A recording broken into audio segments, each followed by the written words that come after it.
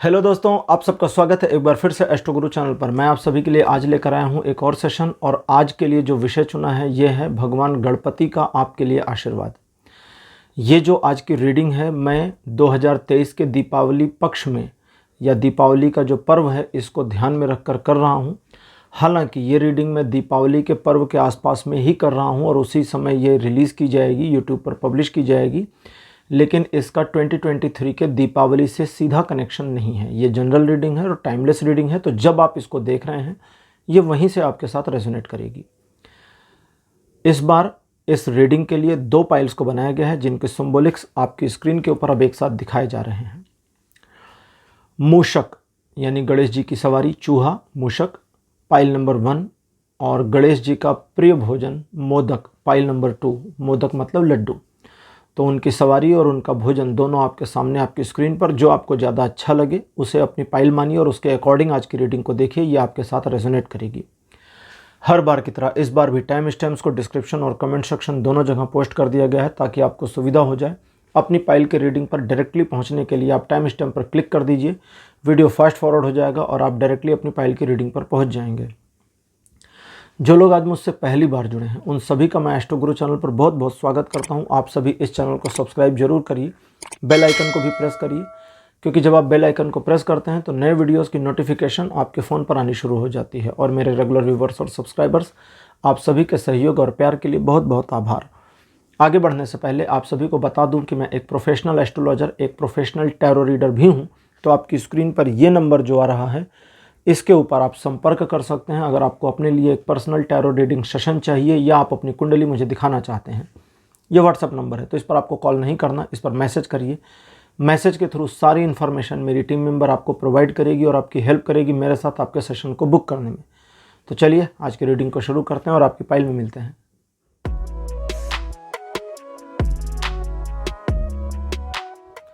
Hello pile number 1, आप सबका स्वागत है। आपकी रीडिंग में आपने मूषक को चुना था। मेरे बगल में मूषक राज की फ़ोटो लगा दी गई है, गणेश जी की सवारी। चलिए शुरू करते हैं रीडिंग और देखते हैं आपके लिए क्या आता है कि गणेश जी का यानी गणपति का आपके लिए क्या आशीर्वाद है। कार्ड नंबर 1 आपके लिए मेरे पास है 10 ऑफ फायर। सेकंड पोजीशन पर आपके लिए जो कार्ड है ये है 5 ऑफ अर्थ। कार्ड नंबर 3 आपके लिए है 2 ऑफ अर्थ। फोर्थ पोजीशन पर आपके लिए किंग ऑफ फायर। और अंतिम कार्ड आपके लिए जो अपीयर हुआ है ये है 10 ऑफ वाटर। सारे के सारे कार्ड माइनर आर्काना ग्रुप से आ गए हैं। चलिए रीडिंग को शुरू करते हैं। आज की हमारा विषय है गणेश जी का आपके लिए आशीर्वाद। तो यहाँ पर बुद्धि के देवता गणेश जी के आशीर्वाद से अब रीडिंग को शुरू कर रहा हूँ। आपके जीवन में एक ऐसी सिचुएशन जिसमें आप आगे पीछे या अपने आप को यहाँ प्रेजेंट टाइम से थोड़ा और बेहतर पोजीशन पर पहुँचाने के लिए अपने आप को प्रतिबद्ध महसूस करते हैं। जैसे थोड़ा अगर हम पीछे का देखें तो आपके जीवन में काफ़ी कुछ आपने अचीव भी किया है, ऐसा नहीं है कि नहीं किया है। बहुत सारी जिम्मेदारियों का निर्वहन किया है, उन जिम्मेदारियों के बोझ के तले अपने आप को दबाया भी है, वहाँ से आगे भी बढ़े हैं। आर्थिक समस्याओं का या पैसे की तंगी जैसी स्थिति का सामना भी किया है, लेकिन इसके बावजूद आपने अपने जीवन के प्रोफेशनल और पर्सनल दोनों मैटर्स को बहुत ही बढ़िया तरीके से सहेज कर समेट कर रखने में कामयाबी हासिल करी है, जो सचमुच काबिले तारीफ़ है। आपके अपने इस बैलेंस को बनाने में जो एफ़र्ट आपका रहा है, उस एफ़र्ट में आपकी जो उपलब्धि है जिसमें आपने अपने आप को ठीक से मैनेज कर लिया था या मैनेज कर लिया है, वो उपलब्धि ही आपके जीवन को और ज़्यादा इम्प्रूवमेंट देती है, आपको और ज़्यादा इनकरेजमेंट देती है। लेकिन उस इनकरेजमेंट के साथ साथ या उसके बावजूद आप अपने जीवन में उस परिस्थिति, उस पोजीशन को अचीव नहीं कर पाए जो आपके लिए एक सपने जैसी अभी तक रही है, या आप उसे अचीव करना चाहते हैं, या कम से कम ये चाहते हैं कि ये सिचुएशन इस तरह से आपके जीवन में उतरे। ये सिचुएशन इस तरह से आपके जीवन में उतरे, इसकी जो पॉसिबिलिटी है वो पहले बता दूं कि 100% अपीयर हो रही है। लेकिन उस पॉसिबिलिटी तक पहुंचने के लिए आपको थोड़ा सा अपने अंदर सुधार या कहें तो परिवर्तन लाने की ज़रूरत है। आज की हमारी रीडिंग के मुख्य देवता हैं भगवान गणेश। गणेश भगवान बुद्धि के देवता हैं। अब आप कहेंगे कि भाई मेरे पास समझदारी की कमी नहीं, बिल्कुल नहीं, आप समझदार पर्सन हैं, समझदार व्यक्ति हैं, लेकिन आपकी समझदारी के बावजूद आप अपने आप को खुद मैनेज करने या ड्राइव करने में गड़बड़ी कर देते हैं, जबकि दूसरों को एडवाइस करने में बड़ी बुद्धिमत्ता का परिचय देते हैं। खुद के लिए मार्ग गड़बड़ हो जा रहा, दूसरों के लिए सही हो रहा। तो ये जो खुद के लिए गड़बड़ हो रहा, इसके पीछे का जो कारण है वो आपका थोड़ा सा अल्प ज्ञान और अहंकार दोनों है। अब ये कैसे है उसको समझें। अल्प ज्ञान वो चीज़ है आपकी जहां आपको लगता है कि you are enough to manage each and everything, जहां पर आपको लगता है मैं सब कुछ मैनेज कर सकती हूँ, कर सकता हूँ, तो वहाँ पर ये थोड़ा सा गड़बड़ हो रहा है। और ये चीज़ की जो अवेयरनेस है ये फॉल्स अवेयरनेस है, झूठी अवेयरनेस है। आप हर चीज़ को नहीं मैनेज कर सकते, हम हर चीज़ को नहीं कर सकते।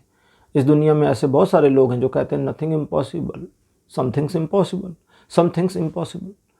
कुछ ऐसी चीज़ें हैं जो इम्पॉसिबल भी हैं, जो दिन बीत गया वो आ नहीं सकता, ये इम्पॉसिबल है। आप कहेंगे अगले साल आएगा, भाई अगले साल तो वो नए साल का दिन है ना, वो जो गया गया, वो पॉसिबल नहीं है वापस आना। बहुत सारी चीज़ें हैं, हमारे बाल कट जाएं तो वो फिर से उग आएंगे, बड़े हो जाएंगे, लेकिन वो जो कटा हुआ है वो नहीं लगेगा। कुछ चीज़ें हैं जो इम्पॉसिबल हैं। तो समझें आप अपने आप में ओवर कॉन्फिडेंस की वजह से मात खाए, और साथ ही साथ अपने अहंकार को मैनेज ना कर पाने से। जब आप अपने अहंकार को मैनेज नहीं करते हैं तो मुझसे बड़ा कोई नहीं वाली मेंटेलिटी आ जाती है। ये मेंटेलिटी आपको और डाउनग्रेड करती है, आपको और डिफीट कर देती है। तो इस मेंटेलिटी से बचने की ज़रूरत है। आने वाले समय में आपके साथ कुछ ऐसा होने वाला है जो कि अगले 1 साल या 10 महीने से 1 साल के भीतर, 10 से 12 महीने में होगा, जो आपको न सिर्फ प्रॉस्पेरिटी देने वाली है ये सिचुएशन, बल्कि आपके जीवन में आप एक ऐसी पोजीशन को अचीव कर सकते हैं, करने वाले हैं, करने वाली हैं, जो आपके जीवन को थोड़ा सा कम से कम कुछ परसेंटेज में ही सही, 20-30% में ही सही, एक सुकून की अनुभूति दे दे। लेकिन उस सुकून की अनुभूति के बावजूद आपके जीवन में जो हलचल या एक वॉलाटाइलनेस बनी है वो आगे भी कंटिन्यू होगी। वो तो एक अलग बात है, वो जीवन का हिस्सा भी है, होनी भी चाहिए। लेकिन जो अचीव करना चाहते हैं, जो कोशिश कर रहे थे इतने समय से हासिल करने की, वो यूं ही अनायास मिल जाएगा। यहाँ आपके लिए है कि आप अपने अहंकार को मैनेज कर लें। अगर आप अपने अहम को मैनेज नहीं करते तो जो ईश्वर प्रदत्त आने वाले समय में आपको मिलने वाला है वो मिल तो जरूर जाएगा, ऐसा नहीं कि मिलेगा नहीं। उपलब्धि तो मिल जाएगी, अचीवमेंट तो हो जाएगी, टारगेट अकॉम्प्लिश हो जाएगा, लेकिन उसका ग्रेस नहीं बनेगा। अगर वो ग्रेस नहीं बने तो आपका यश नहीं होगा, लोग वाह वाह नहीं करेंगे। और अगर लोग तारीफ ना करें तो फिर गड़बड़ है। तो कुल मिला गड़बड़ इसलिए है क्योंकि आपको यश की प्राप्ति होनी ही चाहिए, आपके अचीवमेंट के ऊपर नहीं होगी तब गड़बड़ है। तो उस चीज़ के लिए अपने माइंड को प्रिपेयर करें। यहाँ प्रेजेंट टाइम में आप अपने जीवन में अभी चीज़ों को ठीक ढंग से मैनेज भी कर रहे हैं। थोड़ा सा आर्थिक समस्या जो पास्ट में बनी थी, जो अभी भी थोड़ी कंटिन्यू है, वो ज़िंदगी का एक हिस्सा जैसा है। उस आर्थिक समस्या से वो जो छोटी सी है या कभी कभी रेगुलर बेसिस पर रिपीट हो जाती है या एक साइड बाय साइड चलती रहती है, ये आपके जीवन का हिस्सा है, आप भाग नहीं सकते इससे। इसलिए उस समस्या के रिगार्डिंग कोई पैनिक डिसीजन नहीं लेना, जल्दबाजी नहीं करनी। जल्दबाजी नहीं करेंगे तो स्थितियां आपके कंट्रोल में रहेंगी। आज के ओरेकल देख लेते हैं, गॉड्स एंड गॉडेस, और देखते हैं भगवान गणेश का आपके लिए सीधा सीधा संदेश क्या है, सीधा सीधा आशीर्वाद क्या है। पहला तो यह है कि आप जिस काम को ठाने हैं या चाहते हैं वो आगे चलकर हो जाएगा 100%। कार्ड नंबर 1 आपके लिए है नंदी। नंदी भगवान शिव के वाहन हैं। सेकंड पोजीशन पर आपके लिए सीता, माता सीता। कार्ड नंबर 3 आपके लिए हैं दुर्गा, माता दुर्गा। फोर्थ पोजीशन पर आपके लिए हैं नित्यानंद प्रभु। और लास्ट कार्ड आपके लिए हैं 5th नंबर पे स्कंद। देखिए जब तक आप अपने आप को समग्रता में स्वीकार नहीं कर लेते, जब तक आप अपने आप को समग्रता में एक्सेप्ट नहीं कर लेते, कंप्लीटली अपने आप को, अपने एग्जिस्टेंस को एज इट इज़ एक्सेप्ट नहीं कर लेते, आप अपनी एग्जिस्टेंस से सिचुएशन को, चीज़ों को, मामलों को उस ढंग से मैनेज नहीं कर पाएंगे जिस ढंग से करना चाहिए।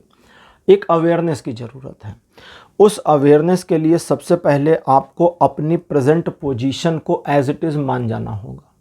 जैसे हैं उतने कंप्लीट हैं, इसमें कुछ इनकम्प्लीट नहीं है। ईश्वर ने बनाया हमें, वो इनकम्प्लीट कैसे बना सकते हैं? लोग कहते हैं कि फला के पास थोड़ी कम बुद्धि है। नहीं जी, उन्होंने कम बुद्धि नहीं दी।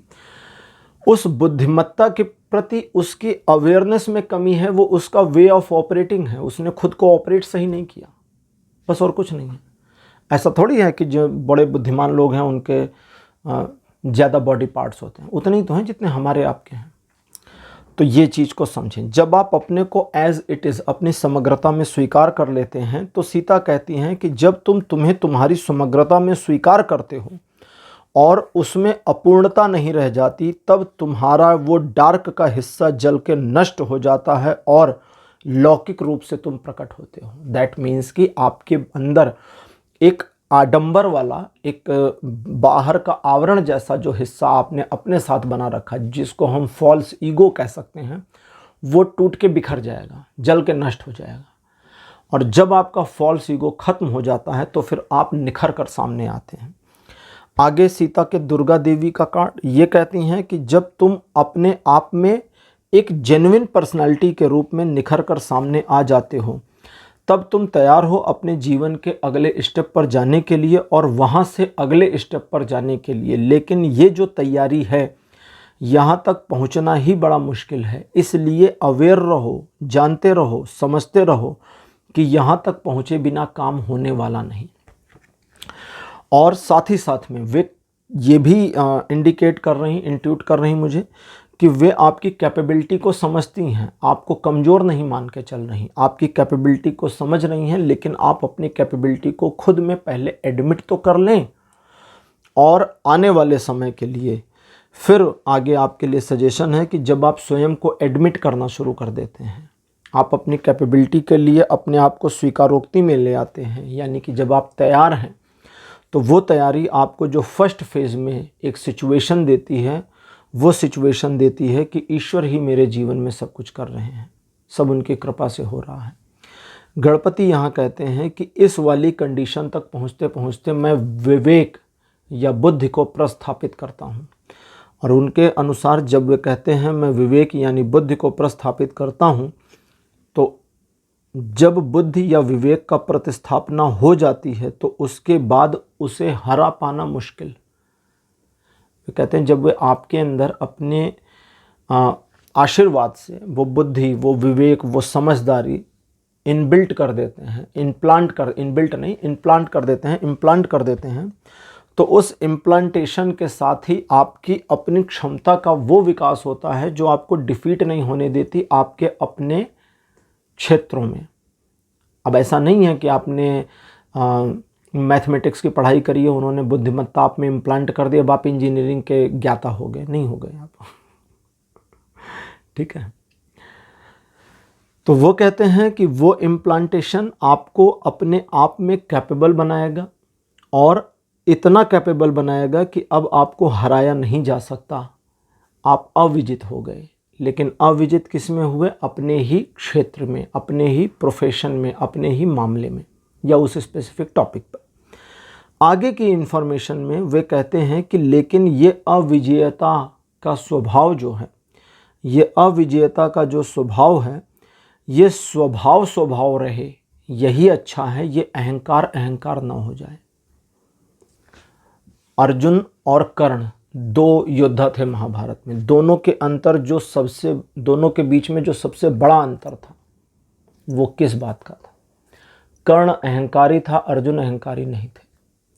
पूरे महाभारत में, चाहे आप टीवी पे देखें, मूवी में देख लें, आप पढ़ लें, छोटी सी कहानी पढ़ें, बड़ी सी कहानी पढ़ें, उसके सारे खंड गीता प्रेस के पढ़ डालें या कहीं 2-4 पन्ने की लाइन पढ़ें, अर्जुन कर्ण से कहीं भी कंपटीशन करते हुए नज़र नहीं आते। लेकिन कर्ण हर जगह कंपटीशन की मेंटालिटी में है। उसके कंपटीशन की मेंटेलिटी ही उसके डर को दिखाती थी कि वो अर्जुन से बड़ा धनुर्धारी नहीं था। एक इंसिडेंट में गंधर्वों के साथ युद्ध हुआ था कौरवों का, यानी कि गंधर्वों ने आक्रमण कर दिया था दुर्योधन पे। कर्ण वहां से भाग गया था। कर्ण, अर्जुन कोई युद्ध नहीं हारे, कहीं पर भी गए, किससे भी लड़े, जिससे भी लड़े, किसी से नहीं हारे, सिर्फ एक के सामने हार को स्वीकार किया था, और वे थे स्वयं साक्षात शिव, जो किरात वेश में यानी कि वनवासी के वेश में अर्जुन की परीक्षा लेने आए थे। बाकी अर्जुन किसी से नहीं हारे, ऑन रिकॉर्ड। कर्ण मल्टीपल बार हारे, अगर आपको नहीं पता तो जाने भीम से भी हारे हैं, बृहद महाभारत में सारी कहानियां हैं। तो ये कहते हैं कि वो डिफीट नहीं मिलेगी, लेकिन स्वयं को अहंकार में नहीं रखना। जब तुम स्वयं को अहंकार में नहीं रखते हो तो वो दशा उतरनी शुरू हो जाती है जो स्थिरता, सौम्यता और समृद्धि प्रदान करती है।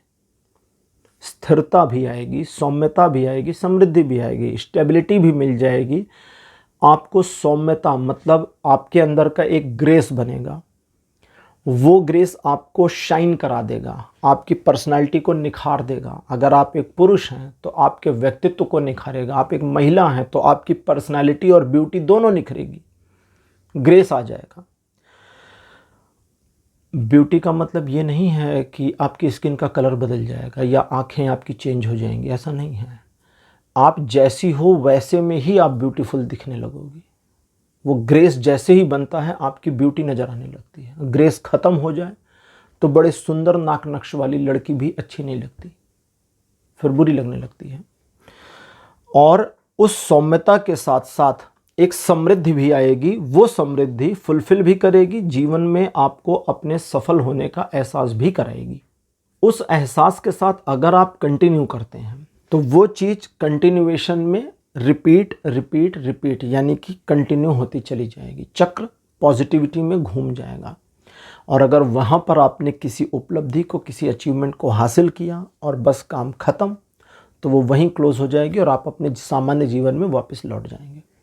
पाइल नंबर 1 ये थी आपकी आज की रीडिंग। आज की रीडिंग आपको कैसी लगी, अपने एक्सपीरियंस, अपने अनुभव कमेंट सेक्शन में ज़रूर लिखिए। इस वीडियो को लाइक करिए, शेयर करिए और चैनल को सब्सक्राइब करना मत भूलिएगा।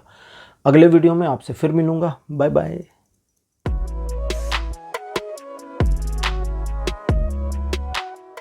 हेलो पाइल नंबर 2, आप सबका स्वागत है। आपकी रीडिंग में आपने मोदक को चुना था। मेरे बगल में मोदक लगा दिए गए हैं। भगवान गणेश जी का प्रिय भोजन है ये, हम सभी को प्रिय है। मोदक बहुत मज़ेदार और बहुत स्वादिष्ट होता है। चलिए शुरू करते हैं और देखते हैं आपके लिए क्या आता है भगवान गणेश की कृपा से। पहला कार्ड आपके लिए अपीयर हुआ है 10 ऑफ फायर। सेकंड पोजीशन पर आपके लिए जो कार्ड अपीयर हुआ है, this one is chariot. Card number 3 आपके लिए है ट्रांसफॉर्मेशन। फोर्थ पोजीशन पर आपके लिए जो कार्ड है ये है एम्प्रेस। और अंतिम कार्ड आपके लिए है 7 ऑफ एयर। कभी कभी हम अपने जीवन को बनाने के लिए इतनी ज़्यादा मेहनत कर लेते हैं कि वो मेहनत भी व्यर्थ हो जाती है। तो कुछ इस तरह की परिस्थितियों का सामना करते हुए आप अपने जीवन में, जहां मेहनत बहुत हो गई, गलत भी मेहनत नहीं की गई, मेहनत करने का, स्ट्रगल करने का माइंडसेट, एस्पेक्ट, रेशियो सब कुछ परफेक्शन के साथ चला, लेकिन वो रिज़ल्ट निकल कर नहीं आया, वो आउटपुट निकल कर नहीं आया, या अपने आप को उतने बेहतर कंडीशन और पोजीशन पर नहीं पाते जो अचीव हो जानी चाहिए। कैपेबिलिटी और रिज़ल्ट दोनों में अंतर है, एफर्ट और रिज़ल्ट इसमें भी अंतर है। तो इसको समझें। आपके जीवन में आपने कई सारी रिस्पॉन्सिबिलिटीज़ को एक एक करके निभाया। कभी रिस्पॉन्सिबिलिटी से भागे नहीं, स्पेसिफिकली उन रिस्पॉन्सिबिलिटी से भी आप अपने आप को पीछे नहीं हटाए जो वस्तुतः डायरेक्टली आपकी नहीं थी। आपने उसमें भी अपनी जिम्मेदारी को समझा, निभाया और अपने आप को लगा दिया, झोंक दिया। ठीक है। उसके बावजूद आपको क्या मिला? सम्मान तो मिला नहीं, अपमान भी नहीं कहेंगे, लेकिन सम्मान की प्राप्ति नहीं हुई। आपको ग्रांटेड, टेकिंग फॉर ग्रांटेड, यानी हल्के में ले लिया गया, यूं ही ले लिया गया। आपकी गलती कहाँ रही? आपने डिसीजंस बायस लिए। आपने पक्ष को समझ करके कि किस पक्ष का साथ देना है, किस पक्ष में निर्णय लेना है, किस पक्ष में नहीं लेना है, मोरल्स और एथिक्स के अकॉर्डिंग आप नहीं चले। ऐसा नहीं कह रहा हूँ आपने अन्याय किया, उस समय वो डिसीजन सही था, गलत नहीं था, आपने जो किया ठीक था, लेकिन उस ठीक का बेनिफिट क्या हुआ? आपके जीवन के कुछ एक चैप्टर्स क्लोज हो गए, कुछ रिलेशंस टूट फूट गए, कुछ मामलों में आपको इतना गलत ठहरा दिया गया कि आपकी गलती है ये आपको अभी तक समझ में ही नहीं आया कि भाई मेरी गलती कहाँ है, मैंने क्या कर दिया, लेकिन सारी जिम्मेदारी आपकी आ गई। उसके बावजूद आपने अपने आप को न सिर्फ जस्टिफाई करने की कोशिश करी है जो कि कंटिन्यू है, बल्कि आप अभी भी उन्हीं गलतियों को दोहरा रहे हैं। भले आप उसको क्रियान्वयन में ना कर रहे हो, अपने ब्रेन में कर रहे हैं, लेकिन कर रहे हैं। तो उस चीज़ से ओवरकम करना है। पहला तो दूसरे लोगों को लेट गो कर दीजिए। जो लोग डायरेक्टली आपके जीवन से इंटरलिंक्ड नहीं हैं। आपके जीवन से डायरेक्टली इंटरलिंक कौन होता है? सिर्फ वे लोग जो रेगुलर आपके साथ आपके घर में सो रहे हैं। आपका परिवार, आपके माता पिता, पत्नी पति, बच्चे, भाई बहन। भाई बहन की शादी हो गई, वो दूसरे घर में चले गए तो वो दूसरे घर के मेंबर हैं, अभी वो आपके घर के मेंबर नहीं है, वो रिश्तेदार हो गए। माता पिता के घर को छोड़कर आपने दूसरा घर अपना बना लिया है। आप यहाँ रहते हैं, माता पिता वहाँ रहते हैं, तो अब वे रिश्तेदार हो गए आपके, आप उनके रिश्तेदार हो गए। अभी वे आपके परिवार का, आपके बृहत्तर परिवार का हिस्सा हैं, लेकिन वो एक्चुअली में परिवार नहीं है, क्योंकि अभी आप उनके साथ डायरेक्ट इंटरलिंक में नहीं हो, आप इनडायरेक्ट में हो ना। कभी कभी जाते, कभी कभी वे आते। चलो 6 महीने के लिए आप चले गए, 6 महीने के लिए वो आ गए, अलग बात है। या आप अपने जॉब, अपने व्यापार को करने के लिए गांव को छोड़कर, अपने शहर को छोड़कर बड़े शहर में चले गए, तो अभी जो पीछे परिवार छूटा वो तो रिश्तेदार जैसे हो गए ना। आप जब जाते हो तो नमस्ते होता है, हेलो होती है, हाय होती है, फिर आप वापस चले आते हो। तो उनको उनके हाल पे छोड़ना है, उनके जीवन में सुधार लाने की प्रक्रिया नहीं करनी है। क्यों? क्योंकि वे अपने जीवन को बेहतर तरीके से मैनेज करने के लिए कैपेबल होंगे। लेकिन यहाँ एक और चीज़ आ रही है कि उस मामले में जहाँ आपको ये पता है कि डायरेक्टली उनके प्रति आपकी रिस्पॉन्सिबिलिटी से पीछे हटने का मतलब उनके जीवन में समस्याओं का बढ़ जाना, बन जाना, तो वहाँ उनकी केयरिंग करनी है। जैसे मतलब सपोज करिए माता पिता गांव में रह रहे हैं, आप यहाँ से पैसे वैसे भेज रहे हैं हर महीने, ठीक, और आपके भेजे पैसों से ही खर्च चल रहा है घर का, तो ये बंद नहीं करना, ये जारी रखना है। बच्चा कहीं और पढ़ रहा है, भले बच्चे का आना जाना बहुत कम हो गया है, लेकिन आप जो उसके खर्चे के लिए भेज रहे हैं वो जारी रखना है, अब उसको भी नहीं बंद करना है। बंद किस वाले मामले को करना है? जहाँ पर मामला अब एक रिश्तेदारी में कन्वर्ट हो गया है और उस कन्वर्जन के बाद उनके साथ भले आप हेल्प वगैरह कर रहे हो, सपोर्ट कर रहे हो, लेकिन उस सपोर्ट का पहले तो एप्रिसिएशन नहीं मिलता, पॉइंट 1। और दूसरा, आपको कभी कभी लगता है कि यार मेरे मदद की ज़रूरत क्या है, ये लोग तो अपना मैनेज कर लेंगे, खामखा इन्होंने सियापा मेरे सिर पे बांध रखा है, मतलब ज़बरदस्ती मुझे यूज किया जा रहा है, जबकि they are enough capable to manage themself. तो वहाँ पे रोक देना है। पहले ये इतनी चीज़ों को आप करेंगे। अगर इतनी चीज़ों को आप करेंगे तो आपके लिए एक दुविधाजनक स्थिति आएगी, या ये करना चाहेंगे तो कहता है कि दुविधाजनक स्थिति आएगी जहाँ आप समझ नहीं पाएंगे मैं सही मार्ग को चुन रही हूँ या नहीं। उस वाली स्थिति में आपको अपनी साइड से देखना है कि मेरी नैतिकता में क्या आता है, मेरा क्या है, मुझे क्या करना चाहिए। अर्जुन जब युद्ध के मैदान में थे तो सामने भीष्म पितामह खड़े थे, पिता के पिता के पिता के पिता की पोजीशन पे थे, विचित्रवीर्य के भाई थे, ठीक है ना, महाराजा शांतनु के पुत्र थे, और उनके पिता पांडु थे, पांडु के पिता विचित्रवीर्य थे, विचित्रवीर्य के पिता की पोजीशन, विचित्रवीर्य की पोजीशन पे थे, तो पिता के पिता के पिता, तो इसीलिए पितामह थे। उनको शस्त्रों से मारना था, कंडीशन तो ये थी। गुरु सामने थे, गुरु गोविंद दो खड़े, काके लागू पाए बलहारी, गुरु आपने गोविंद दियो बताए। गुरु के पैर पहले छू लो, भगवान के छुओ या मत छुओ। यही पढ़ा है। उस गुरु से युद्ध करना था। तो मोरल क्या कह रहा था उस युद्ध में? कृष्ण क्या कहते? कहते तुम्हारी नैतिकता यह है कि तुम इनसे युद्ध करो पार्थ। पार्थ का मतलब हे कुंती के पुत्र। पार्थ, कुंती को प्रथा कहा गया है, ठीक है, तो प्रथानंदन पार्थ। तो तुम इनसे युद्ध करो, यही तुम्हारी प्राथमिकता है, यही तुम्हारी नैतिकता, यही तुम्हारे मोरल्स, यही तुम्हारे एथिक्स इस समय हैं। तो यहां से पीछे नहीं हट सकते। तो इसी को एथिक्स और इसी को मोरल कहते हैं कि उस मोमेंट में आपके मोरल्स क्या हैं, आपकी नैतिकता क्या है। तो जब वो स्थिति आएगी तो अपने पॉइंट ऑफ व्यू से नैतिकता, मैं ये बिल्कुल नहीं कह रहा कि आप उस चीज़ में सपोर्ट करेंगे या अपोज, नहीं। नैतिकता क्या है? अगर उस युद्ध में नैतिकता ये होती कि अर्जुन को युद्ध नहीं करना चाहिए, तो आपको क्या लगता है कृष्ण उनसे युद्ध करने को कहते? नहीं कहते। वो कहते ठीक है पार्थ, यहाँ युद्ध करने की जरूरत नहीं है। जब पांडवों के पक्ष से भगवान कृष्ण ने 5 गांव मांगा था कि 5 गांव दे दो, आज आप गूगल करिए कि 5 गांव कौन से मांगे थे तो नाम आ जाएंगे, जबकि महाभारत में नाम वाम नहीं है, सिर्फ 5 गांव मांगे थे। कोई भी दे दो, कहीं भी दे दो, जहां मर्जी करे वहां दे दो, पूरे राज्य में से जिधर चाहो उधर से दे दो 5 गांव। वो जो नाम आते हैं वो अलग चीज़ें हैं, वो नाम पता नहीं किस वजह से आते हैं, किसने उनको डाला आई डोंट नो। तो कृष्ण ने, भगवान कृष्ण ने युधिष्ठिर या पांडवों से कोई कॉन्सेंट नहीं लिया था कि मैं जा रहा हूं, अगर कुछ नहीं हुआ तो मैं लास्ट में एक पत्ता फेंकूंगा कि अच्छा चलो 5 गांव दे दो।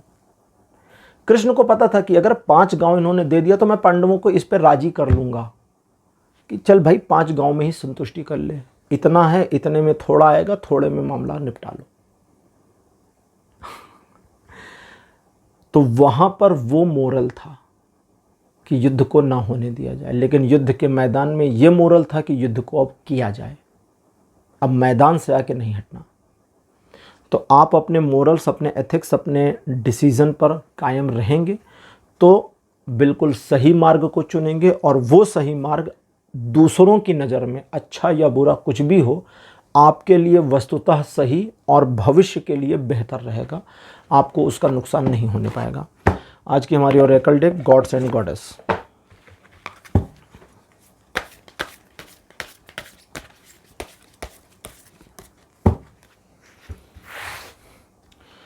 कार्ड नंबर 1 आपके लिए अपीयर मेरे पास स्कंद, भगवान कार्तिकेय जिनको स्कंद भी कहते हैं, मोहिनी मूर्ति, भगवान विष्णु का मोहिनी स्वरूप। 3rd पोजीशन पर वाराह, भगवान विष्णु का वाराह स्वरूप। 4th पोजीशन पर अग्निदेव, और लास्ट में आपके हैं भगवान बुद्ध। कार्तिकेय, स्कंद, उनको देवताओं का सेनापति कहा गया है। वे देवताओं के सेनापति थे। देवताओं का जो सेनापति है वो तो हिंसा करेगा, मारकाट भी करेगा। और अंतिम कार्ड मेरे आगे भगवान बुद्ध, जो कहते हैं अहिंसा परमो धर्म, अहिंसा परम धर्म है। भगवान बुद्ध भी जो अहिंसा परमो धर्म कहते थे वो उपनिषद के ही वाक्य हैं, ठीक है। देखिए मैं पॉलिटिक्स में नहीं जाना चाहता, भगवान बुद्ध भी सनातनी ही थे। वो तो आज की पॉलिटिक्स से अलग बात है कि उन्होंने बौद्ध धर्म, जैन धर्म को अलग कर दिया, सिख को अलग कर दिया। भगवान बुद्ध सीधा कहते थे, आप उनके स्क्रिप्चर्स को पढ़िए, वे कहते थे एस धम्मो सनातनो। वे जो ज्ञान की शिक्षाएं दे रहे थे कहते थे एस धम्मो सनातनो, यही धर्म सनातन है। अब और कुछ तो नहीं समझाना ना मुझे, इसको एक्सप्लेन भी नहीं करना, सिर्फ मीनिंग बता रहा हूं। आप गूगल कर लेना एस धम्मो सनातनो किसने कहा, आपको आ जाएगा, भगवान बुद्ध ने कहा था, ऑन रिकॉर्ड है ये। और इसकी मीनिंग क्या होती है, यह ही सनातन धर्म है। तो भगवान बुद्ध ने जो भी शिक्षाएं दी सब उपनिषदों की ही शिक्षाएं थी। शिक्षाएं, वो ज्ञान तो एक ही है, बोलने और बताने के तरीके भिन्न हो जाते हैं।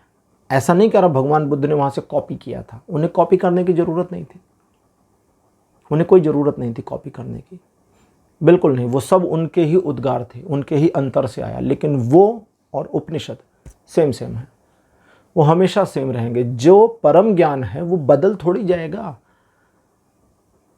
आप कहिए वो सूर्य है, मैं कहूँ वो सूर्य है, आप कोई और हैं, मैं कोई और हूँ। हम दोनों के अलग अलग कहने से वो दो थोड़ी हो जाएगा, वो तो रहेगा एक। आपके कहने का तरीका अलग, मेरा अलग, हम दोनों एक ही बात कह रहे हैं, बस ये वही मामला है। तो अब यहाँ पर आपके लिए है कि जब आप अपने डिसीज़न के साथ आगे बढ़ जाएंगे तो आपके कॉन्फिडेंस में इन्हेंसमेंट आपको फील होगा, और जब कॉन्फिडेंस में इन्हेंसमेंट फील होगा तो उन लोगों के लिए आपको परवाह नहीं करनी है, परेशान नहीं होना जिनको आप छोड़ रहे हो, जिनको आप अपने जीवन में साइड लाइन कर रहे हैं। क्योंकि अगर थोड़ा पीछे देखें तो बहुतों ने आपको साइड लाइन किया है भाई, आपको भी दूध की मक्खी की तरह निकाला गया ना। आप भी थोड़ा सा किसी किसी को किनारे कर दो, निकालो मत, किनारे कर दो थोड़ा सा, इतना ही तो कह रहा हूं। तो उसकी गिल्ट नहीं आएगी, और जब उसकी गिल्ट नहीं आएगी तो आप देखेंगे कि वही लोग आपको खुश करने के लिए प्रपंच कर रहे हैं। इसमें भी आनंद लीजिए, कुछ नहीं करना है, कुछ करना धरना नहीं है, इसमें बस आनंद लेना है, उनके उस प्रपंच का एंजॉय करना है, क्लियर कट एंजॉय करना है, और कुछ नहीं करना, सुख में रहना है कि बहुत अच्छा है, इन लोगों को मेरी ज़रूरत फील हो रही है, आई एम वेरी हैप्पी कि ये लोग अब मुझे इंपॉर्टेंस दे रहे हैं, आई एम वेरी ओके, बस। और अपने आप को एक ऐसे पर्सन के रूप में ट्रांसप्लांट होते हुए, ट्रांसप्लांट नहीं, सॉरी, गलत शब्द हो गया था, अपने आप को एक ऐसे पर्सन के रूप में ट्रांसफॉर्म होते हुए, ट्रांसप्लांट तो होता है ना, एक चीज़ को निकाल के दूसरी चीज़ को लगाना, वो ट्रांसप्लांटेशन है। इसको हटाया, दूसरे को लगाया, वो होता है ट्रांसफॉर्मेशन। चीज़ वही है लेकिन उसके जनर में, उसके व्यक्तित्व में, उसकी पर्सनालिटी में, उसके मॉलिक्यूल में, उसकी चीज़ों में बदलाव आ रहा है, बदल रहा है। जैसे हम बच्चे थे फिर बड़े हो गए तो हम ट्रांसफॉर्म हो गए, हम हैं तो वही ना, लेकिन बड़े हो गए, बदल गए। तो एक ट्रांसफॉर्मेशन होगा, वो ट्रांसफॉर्मेशन शक्ति का एहसास कराएगा और ये फील कराएगा कि अब आप तैयार हैं वो करने के लिए जो आप अचीव करना चाहते थे लाइफ में। फिर अग्निदेव कहते हैं फिर करो अचीव, फिर क्या प्रॉब्लम है। अच्छा, यहाँ पर आपके लिए भगवान गणेश का जो आशीर्वाद है वो भगवान बुद्ध के कार्ड के स्वरूप में आता। वे कहते हैं कि जो भी करो, जो भी करना है, इसके लिए जो भी तैयारी की गई है उसमें अपराध बोध की भावना, गिल्ट की फीलिंग नहीं लेनी है, और गिल्ट फीलिंग नहीं लेने के साथ अपने आप को एक ऐसे पर्सन के रूप में प्रतिस्थापित यानी इस्टेब्लिश करने, इम्प्लांट करने की कोशिश करनी है। जो पर्सन अपनी पूरी शक्ति के साथ अपनी चीज़ों का सदुपयोग कर रहा है, जो पर्सन अपनी पूरी शक्ति के साथ सिचुएशन को अपने पक्ष में मोड़ रहा है, लेकिन जो पर्सन किसी दूसरे का जानबूझकर सचमुच में बुरा नहीं कर रहा है। आपको किसी के साथ बुरा नहीं करना, बदला नहीं लेना, बस आप अपनी चीज़ों को ठीक करो। और जब, अब बुद्ध का कार्ड कहते हैं कि जब तुम्हारी चीज़ें ठीक हो जाएं, गणपति के जो संदेश है वो भगवान बुद्ध के कार्ड के थ्रू मेरे पास आ रहा है। तो भगवान, अब इसको आप बुद्ध समझें, गणपति समझें, एक ही चीज़ है। तो भगवान गणेश का कहना है कि जब तुम्हारी सिचुएशन तुम्हारे पक्ष में मुड़नी शुरू हो जाए तो दूसरों का नुकसान नहीं करना और अपनी बुद्धि और अपने विवेक को टटोलो, देखो और समझो, और अपनी समझदारी से अपने आप को जीवन में उतना आगे बढ़ाओ जितना आगे बढ़ाने की मंशा रखते हो। लेकिन इस आगे बढ़ाने में अपने आप को समय देना भूलना नहीं है। Give yourself some time. दिन का कुछ हिस्सा अपने साथ बिताइए। अगर आप ये नहीं करते तो आपको ये करना चाहिए। कुछ हिस्सा अपने साथ मतलब कभी कभी खाली बैठिए, 10 मिनट, 12 मिनट, 15 मिनट, यूं ही चुपचाप आराम से बैठ जाइए। आंखें बंद कर लीजिए, ना बंद करिए, चाहे जो करिए, थोड़ा सा खाली बैठना। वे कहते हैं कि जब खाली बैठोगे तो ये वो क्षण होगा जब तुम्हारी बुद्धि का विकास हो रहा होगा, और अगर बुद्धि का विकास चाहिए तो खाली बैठना पड़ेगा, क्योंकि तभी विकास होगा बुद्धि का। और वो बुद्धि का विकास बहुत सधे हुए सूक्ष्म तरीके से आपको न सिर्फ मैनेज रखेगा बल्कि आपको प्रेरणा भी देगा। युक्तियाँ मीन्स आपको ऐसी एडवाइस और योजनाएं दिमाग में आएंगी जो आने वाले फ्यूचर को अपने फेवर में मोड़ने में आपको कामयाबी दे देंगी। तो पाइल नंबर 2 ये थी आपकी आज की रीडिंग। आज की रीडिंग आपको कैसी लगी, अपने एक्सपीरियंस, अपने अनुभव कमेंट सेक्शन में ज़रूर लिखिए। इस वीडियो को लाइक करिए, शेयर करिए और चैनल को सब्सक्राइब करना मत भूलिएगा। अगले वीडियो में आपसे फिर मिलूँगा, तब तक के लिए बाय बाय।